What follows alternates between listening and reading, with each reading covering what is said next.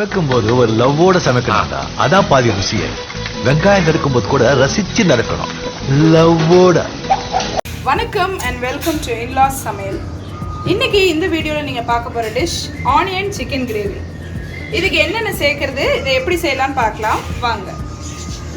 வணக்கம்ங்க. இப்போ onion chicken gravy செய்கிறதுக்கு நான் 1.5 கிலோ சிக்கன் வாங்கிட்டு வந்து நல்லா சுத்தமாக கழுவி பீஸ் கட் பண்ணி வச்சுருக்கிறேன். இந்த சைஸ் பீஸு குட்டி குட்டியாக கட் பண்ணி வச்சுக்கோங்க. இதுக்கு 4 பெரிய வெங்காயம் பொடிசாக கட் பண்ணி வச்சுருக்கிறேன். மெயின் நிறைய வெங்காயம் போடணும் இதுக்கு, அப்போ தான் டேஸ்ட்டு நல்லாயிருக்கும். ஒரு 3 பச்சை மிளகா கிராஸாக கட் பண்ணி வச்சுருக்கேன். தாளிக்க கொஞ்சம் கருவேப்பிலை, ஒரு 4 ஏலக்காய், ஒரு 6 கிராம்பு லவங்கம், கொஞ்சம் கல்பாசி, பட்டை துண்டு 4, ஒரு அன்னாசி பூ, நம்ம லாஸ்ட்டாக சேர்த்துக்கிற ஒரு பாதி லெமன். இப்போ இது எப்படி செய்யலான்றதை பார்க்கலாம் வாங்க. இப்போ ஒரு பெரிய கடாய் ஒன்று அடுப்பில் வச்சுட்டேன். இந்த கரண்டியில் 4 கரண்டி எண்ணெய் சேர்த்துருக்குறேன். எண்ணெய் காஞ்சிருச்சு. நம்ம இப்போ இந்த பட்டை லவங்கம் ஏலக்காய் இதெல்லாம் சேர்த்துக்குவோம். சேர்த்துட்டு அதுலேயே இந்த கருவேப்பிலையும் சேர்த்துவோம். பச்சை மிளகாயும் சேர்த்துருவோம். ஒரு கலர் வச்சுட்டு நாங்கள் வந்து 3 நாளாக வீடியோ போடலை, ஒரு டூர் போயிருந்தோம் எல்லோரும். இப்போ வந்து இந்த ஆனியனை சேர்த்துக்குவோம். பச்சை மிளகா நல்லா பொரியணும்னு அவசியம் இல்லை, லைட்டாக பொரிஞ்சால் போதும். இனிமேல் இந்த இதை போட்டுட்டு நல்லா இந்த வெங்காயத்தை கலரி விட்டுருவோம். இது எவ்வளோ வெங்காயம் சேர்க்கணுமோ அவ்வளோ டேஸ்ட். இதை விட நீங்கள் சின்ன வெங்காயம் சேர்த்தா இன்னும் டேஸ்ட்டு அதிகமாக இருக்கும். நமக்கு இப்போ டைம் இல்லைங்கிறதுனால நான் பெரிய வெங்காயம் சேர்த்துருக்குறேன். உரிக்க நேரம் இல்லை. இப்போ இதை நல்லா கொஞ்சம் நேரம் வதங்கிட்டு நான் வதங்கிறதுக்கு கொஞ்சம் உப்பு சேர்த்துக்கிறேன். 1.5 ஸ்பூன் உப்பு சேர்த்துக்கிறேன். பத்தலைன்னா நம்ம அப்புறமா சேர்த்துக்கலாம். உப்பையும் சேர்த்து நல்லா இந்த மாதிரி வெங்காயத்தோடு சேர்த்து நல்லா கிண்டி விட்டுருங்க. எல்லா பக்கமும் பொரிச்சு அப்போ தான் வதங்கும். இப்போ இது கொஞ்சம் நேரம் வதங்கட்டும் ஓரளவுக்கு. அப்புறம் நாங்கள் டூரெல்லாம் போயிருந்தோம், கொடைக்கானல். நிறைய வீடியோஸ் எடுத்துருக்கு, போடுறோம், கண்டிப்பாக பாருங்கள். அடுத்த விளாகில் வரும், அதெல்லாம் கண்டிப்பாக சேனலை தொடர்ந்து சப்போர்ட் பண்ணுங்கள், பாருங்கள். ஓகே, இது வதங்கினதுக்கப்புறம் அடுத்து என்ன ஸ்டெப்னு பார்ப்போம். இப்போ பாருங்கள், நம்ம இந்த வெங்காயம்லாம் போட்டதுக்கப்புறம் ஓரளவுக்கு வதங்கிடுச்சு. இந்த மாதிரி இன்னும் ஒரு 5 நிமிஷம் கொஞ்சம் பொண்ணு நேரமாக வர்ற வரைக்கும் இருக்கணும் அடுப்புலையே. அடுத்து நான் ஒன்று காட்ட போகிறேன் உங்களுக்கு. கிண்டி விட்டாச்சு. இது வந்து எல்லாம் கலந்து மசாலா டீ மாதிரி இருக்கும். இந்த டீ தூளில் டீ போட்டால் இதில் வந்து ஏலக்காய் கிராம்பு என்னென்னமோ எல்லாம் சேர்த்துருக்குறாங்க. ஸ்பெஷல் டேஸ்ட் ஃப்ரம் கொடை. அதுவும் கொடைக்கானல் போகும்போது வாங்கிட்டு வந்தோம் ஏலக்காய் டீ, காடமம் டீ. ஆனால் ரொம்ப டேஸ்ட்டாக இருக்கும் இந்த டீ போட்டு குடிச்சா. அதே மாதிரி ஒரு ஸ்வீட் ஐட்டம் ஒன்று வாங்கிட்டு வந்தோம், ஜுஜுப்பி மிட்டாய். இந்த மிட்டாய் அங்கே தான் கிடைக்கும், நான் இங்கெல்லாம் பார்த்துருக்கேன், கிடைக்கல.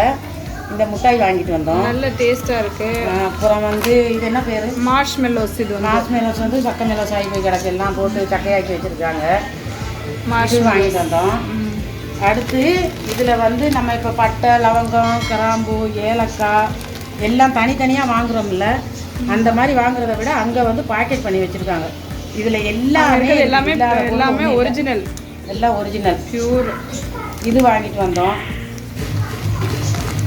அப்புறம் ஸ்வீட் ஐட்டம் எல்லாம் நிறைய வாங்கிட்டு வந்தோம். மசாலா சாக்லேட்ஸு இதெல்லாம் வாங்கிட்டு வந்தோம். சாக்லேட்ஸ் இது வந்து கொடைக்கானல் சாக்லேட்ஸு மிக்சடு. ஏன்னா அங்கே எல்லாம் சாக்லேட்ஸ்லாம் வந்து ஃபேமஸ்னால மிக்சட் சாக்லேட் வந்து நாங்கள் ஒரு 1/4 கிலோ வாங்கினாங்க. 4 கிலோ ஆஃபீஸ் நட்ஸு ரிலேட்டிவ்ஸ் எல்லோரும் கொடுக்கணுன்றது எல்லாத்துலேயுமே கலந்து வச்சுருப்பாங்க. இருங்க, எங்கள் சம்மந்தி அம்மாவை சொல்லி பிடிச்சிக்கிட்டாங்க. இது அவங்களுக்கு வாங்கிட்டு வந்தது பாருங்க. 2 கலராக இருக்குது. இந்த பக்கம் ஒரு கலர், இந்த பக்கம் டேஸ்ட்டாக இருக்கும். ரொம்ப இது நல்லா இருந்துச்சு. ஆனால் டைம் தான் இல்லை அதிகமாக தங்கி பார்க்குறதுக்கு. நீங்கள் கண்டிப்பாக நீங்கள் விசிட் பண்ணால் நிறைய பேர் பார்த்துருப்பீங்க. கொடைக்கானல் வந்து ரொம்ப ஒரு இந்த மாதிரி ஒரு சம்மர் டைமில் வந்து நல்ல ஒரு பியூட்டிஃபுல்லான பிளேஸ் வந்து நீங்கள் விசிட் பண்ணுறதுக்கும் ஒரு சம்மர் வெக்கேஷன் ஸ்பெண்ட் பண்ணுறதுக்கும். சரி, ஓகே, பேக் டு த சமையல். அடுத்து நம்ம இந்த வெங்காயம் வதங்கிடுச்சு, இதை கிண்டி வச்சுட்டேன் நல்லா. இப்போ வந்து நான் சிக்கன் சேர்க்க போகிறதில்ல, எல்லா மசாலாலாம் சேர்த்துட்டு தான் சிக்கன் சேர்ப்போம். இதுக்கு வந்து நம்ம மசாலாவை சேர்க்குறதுக்கு முன்னாடியே சிக்கனை போட்டுடணும்.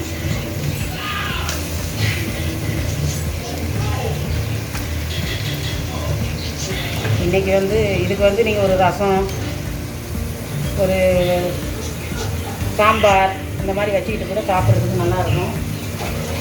இல்லை வெறும் கிரேவியே நமக்கு வேண்டாம் அதெல்லாம் அப்படின்னா வெறும் கிரேவியை வச்சே நீங்கள் இதை வச்சே சாப்பிட்டுக்கலாம். ரொம்ப டேஸ்ட்டாக இருக்கும். கொடைக்கானல் போய் கடையில் சாப்பிட்டு நாக்கெல்லாம் செத்து போச்சு. அதுக்கு தான் வீட்டுக்கு வந்து இதை செஞ்சுக்கிட்டு இருக்கேன்.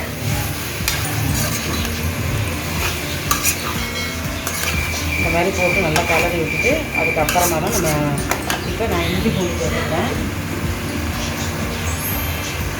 1 ஸ்பூன் 1.5 ஸ்பூன் இஞ்சி பூண்டு அதையும் சேர்த்து நல்லா மிக்ஸ் பண்ணிடுவேன். இது பூண்டெல்லாம் ஆட் பண்ணக்கூடாது. அதான் இஞ்சி பூண்டு தான் பூண்டு இஞ்சி போயிருக்கேன். பூண்டு ஆமாம். பூண்டு ஆட் பண்ணலாம் நம்ம அது உரிச்சிருக்கிற நேரம் இல்லைல்ல, அதுக்கு பதிலாக இஞ்சி பூண்டு சேர்த்துக்கிறது. இந்த மாதிரி நல்லா மிக்ஸ் பண்ணிட்டு இப்போ வந்து நான் மசாலா தூளெல்லாம் சேர்க்க போகிறேன்.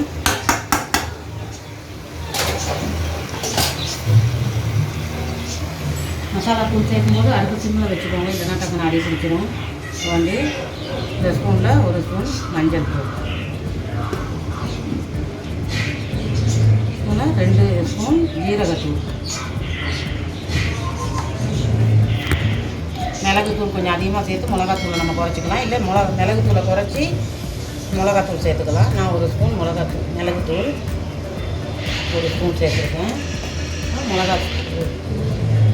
மிளகாத்தூள் இது வெறும் அரைச்ச தூள் 2 ஸ்பூன் சேர்த்துக்கிறேன். உங்களுக்கு காரத்துக்கு தேவைக்கே சேர்த்துக்கோங்க. நீங்கள் இது வந்து தனியா பெருசாக அரைச்சி மல்லித்தூள் 1 ஸ்பூன் எல்லாத்தையும் போட்டு இப்போ நல்லா இந்த மாதிரி கிளறி விட்டுருங்க. எல்லாம் மிக்ஸ் ஆகி வரணும்.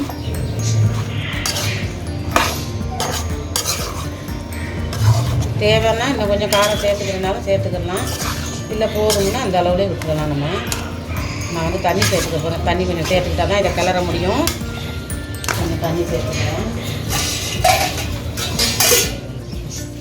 1 மக்கு தண்ணி. இப்போ அடுப்பு ஃபாஸ்ட்டாக வச்சுட்டு வாங்க. 1 மக்கு தண்ணி சேர்த்துட்டு நல்லா இந்த மாதிரி கிண்டி விட்டுருங்க.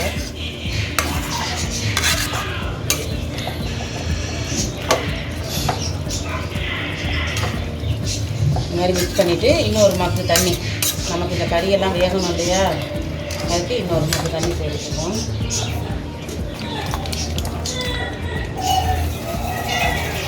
இப்போ சிக்கன் கிரேவி எந்த அளவில் இருக்குதுன்னு நம்ம திறந்து பார்ப்போம். அடுப்பு கொஞ்சம் சிம்மில் வச்சுக்கோங்க. நல்லா வத்திருச்சு. நான் 1.5 மக்கு தண்ணி தான் ஊற்றினேன். பாருங்கள், இந்த அளவுக்கு கெட்டியாக இருந்தால் போதும் நமக்கு சாதத்தில் ஊற்றி சாப்பிட்றதுக்கு. இப்போ இதில் வந்து நான் ஒரு பாதி லெமன் சேர்த்துக்க போகிறேன். கொஞ்சம் புளிப்பு தன்மை இருக்கணும். நம்ம தக்காளியெல்லாம் சேர்க்கலையில், அதனால சேர்க்கல லைட்டாக புளிப்பு தன்மை இருக்கணுன்றதுக்காக தான் இந்த ஒரு சின்ன லெமன் பாதி அதையும் ஊற்றி இந்த மாதிரி கிண்டி விட்ருங்க. அடுப்பு இப்போ முடிஞ்ச வரையும் சிம்மில் வச்சு பண்ணுங்கள், இல்லைன்னா அடி பிடிச்சிடும் எல்லாம். இப்போ கொஞ்சம் கொத்தமல்லி கீரை, அவ்வளோதான். Chicken gravy ready. நம்ம ஒரு பவுலுக்கு மாற்றிக்குவோம். இந்த மாதிரி செஞ்சு எடுத்துட்டா உங்களுக்கு ரசமும் வைக்க தேவையில்ல, எதுவும் தேவையில்ல. இதையே நம்ம ஊற்றி சாப்பிட்டுக்க நல்லாயிருக்கும். கண்ணுக்கடாது பவுலில் சேர்த்துக்கலாம்.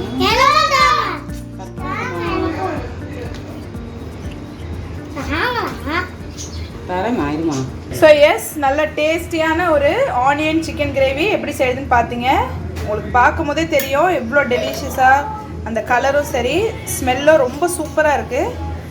குவிக்கான ஒரு ரெசிபி. நீங்கள் ஒரு ரசம் வச்சுட்டு ஒரு சைட் டிஷ்க்காகவும் சரி, இல்லை வெறும்னே நீங்கள் சாதம் வச்சுட்டு இதை செஞ்சு சாப்பாட்டில் பரட்டி சாப்பிட்டா கூட அவ்வளோ டேஸ்ட்டாக இருக்கும். நிச்சயமாக நீங்கள் இதை டேஸ்ட் பண்ணி பார்த்துட்டு கமெண்ட் செக்ஷனில் எப்படி இருக்குன்னு சொல்லணும்.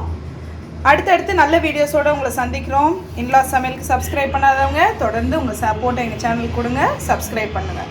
ஓகே, பாய் பாய். சமைக்கும் போது ஒரு லவ்வோட சமைக்கணும்டா, அதான் பாதி ருசியே. வெங்காயம் நறுக்கும் போது கூட ரசிச்சு நறுக்கணும், லவ்வோட.